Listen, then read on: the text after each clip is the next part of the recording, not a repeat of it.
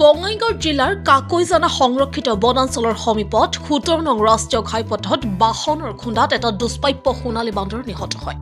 নিহত বান্দৰটো গৰ্ভৱতী আছিল।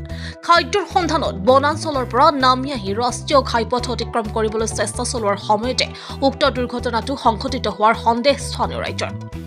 পূৰ্বেও উক্ত পথছোৱাত সংঘটিত কেইবাটাও দুৰ্ঘটনাত সোণালী বান্দৰৰ মৃত্যু ঘটিছিল। ঘটনাস্থলীত আৰক্ষী আৰু বন বিভাগৰ লোক উপস্থিত হয়। বঙাইগাঁৱত গোল্ডেন লাংগুৰ ফেষ্টিভেল হ'বলৈ গৈ থকা সময়তে সোণালী বান্দৰৰ দুৰ্ঘটনাত নিহত হোৱাক কেন্দ্ৰ কৰি স্থানীয় ৰাইজৰ মাজত ক্ষোভৰ সৃষ্টি হৈছে। ঘটনাস্থলীত অভয়াপুৰী বনাঞ্চলিক বিষয়া সোণালী বান্দৰ সুৰক্ষিত কৰাৰ বাবে যাৱতীয় ব্যৱস্থা গ্ৰহণ কৰিবলৈ ক্ষোভিত ৰাইজে দাবী জনাইছে।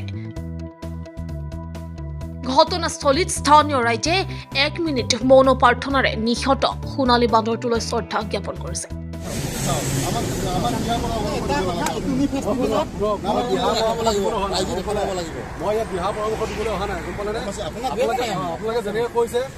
প্ৰশাসনে যিটো কাম সেইটো কৰিবলৈ আহিছোঁ সেইটো কাম কৰিব আহিছোঁ। যিহেতু হাইৱেত এটা পৰি আছে, আমি যিখিনি কৰিব লাগে সেইখিনি কৰিম।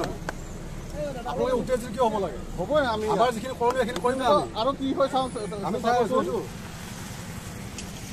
ঘটনা এটা মোটামুটি আজি ৰাতিপুৱাৰ ভাগত হ'ল। মানে এটা জানিব পৰা মতে সৰু গাড়ী, কোনো নম্বৰটো আমি কালেক্ট কৰিব পৰা নাই। সৰু গাড়ী এটা খুন্দিয়াই সোণালী বান্দৰটো আছিল মাইকী, প্ৰেগনেণ্ট আছিলে। মানে খুব দুখৰ বিষয়, প্ৰেগনেণ্ট অৱস্থাত এনেকুৱা মৰি গ'ল। আমাৰ অসমৰ কাৰণে লছ বুলি আমি এটা অনুভৱ কৰোঁ। সঘনাই হৈ থাকে এনেকুৱা সোণালী বান্দৰ ইয়াতে। সঘনাই হোৱা কাৰণটো হ'ল মেইনলি আজি প্ৰশাসন চৰকাৰে আমাৰ পাহাৰ পৰ্বত কাটি ধ্বংস কৰি আছে। এই চকুৰ আগতে ভৈৰৱচূড়া বুলি এটা পাহাৰ আছে, তাত মোটামুটি 600মান সোণালী বান্দৰ আছে। তাত এটা ডাঙৰ এটা টাৱাৰ লাইন ধৰি অলপ মেঘালয়ৰ পৰা আহি আছে। এই পাহাৰ কাটি কাটি গছ হাজাৰ বিজাৰ গছ কাটি তাৰ ওপৰেদি টাৱাৰ লাইন লৈ যাই আছে। গতিকে সোণালী বান্দৰৰ বাসস্থান বুলি জেগা নাই। তাৰ কাৰণে আমাৰ সোণালী বান্দৰ খাদ্যৰ অভাৱত আজি ইলেক্ট্ৰিক তাৰত লাগি মৰি আছে। আৰু লগতে নেশ্যনেল হাইৱেত আহি কাৰ এক্সিডেণ্ট, বাইক এক্সিডেণ্টত এনেকুৱা মৰি আছে। কি ক'ম, আমি দুখৰ বিষয়। যিহেতু গোল্ডেন লেংগুৰ ফেষ্টিভেল প্ৰশাসনে পাৰ্মিশ্যন দিছে হোৱাৰ কাৰণে, কিন্তু গোল্ডেন লেংগুৰ সংৰক্ষণ কৰাৰ ক্ষেত্ৰত বা ব্যৱস্থা গ্ৰহণ কৰা দেখা গৈছে। তেনেকুৱা কোনো আমি ব্যৱস্থা গ্ৰহণ কৰা আমি দেখা নাই।